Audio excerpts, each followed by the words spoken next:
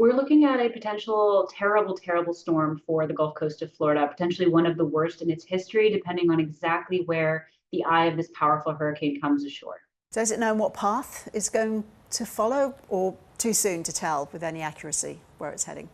At, at this point, we know for sure that a very powerful hurricane is going to crash into the Gulf Coast of Florida sometime in the middle of this week. Where exactly, we don't know, and the devil's in the details because the path of this storm, if it comes in around Sarasota right now, which is about up the middle of the state, could be a devastating storm, bringing very high levels of storm surge and high winds and high rains.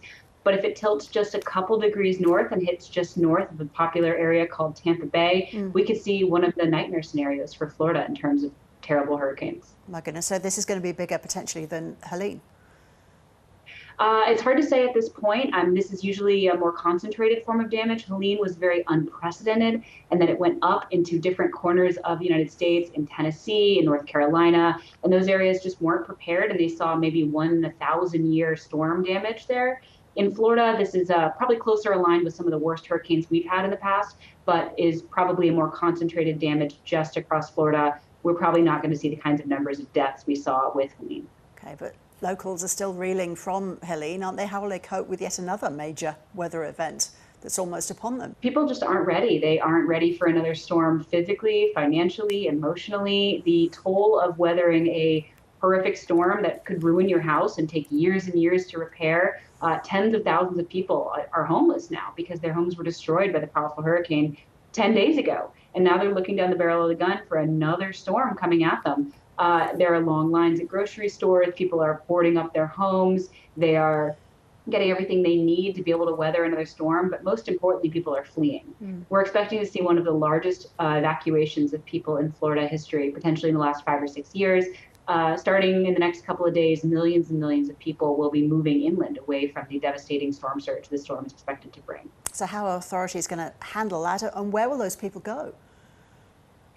You don't need to go far to get away from storm surge. People are only going 20, 30 miles inland. I mean, of course, people will panic and go very far inland or even to other states. But it will definitely be a traffic nightmare. We've seen it before with Hurricane Irma in 2017, when a broad storm was going to cover most of the state.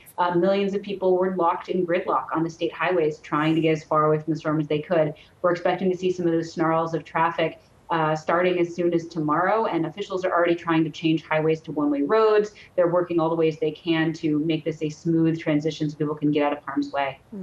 So we had Helene, now we're looking at Milton. What's causing these two major weather events to happen so close together? Sometimes you're just unlucky. We've seen storm clusters in the past before. 2004, 2005 in Florida was a really infamous time. However, we do know that climate change does play a role in the kinds of storms we're starting to see now and what more we see in the future. One of the clearest ways we can see it is in the amount of storm surge and rain these storms are having. As sea levels rise, there's just more water to push ashore, and so more homes can be affected. Another way is in rapid intensification. These storms are forming over some of the warmest waters in the entire Atlantic Ocean, and they're also forming over waters that haven't been this warm in 30, 50 years, and wouldn't be this warm if it wasn't for humans burning fossil fuels. So scientists are keeping a close eye on the fingerprints of climate change in storms like this. But right now, people are really just trying to be prepared and get out of the way for this one, and hopefully not another one anytime soon. Absolutely. Alex Harris, thank you.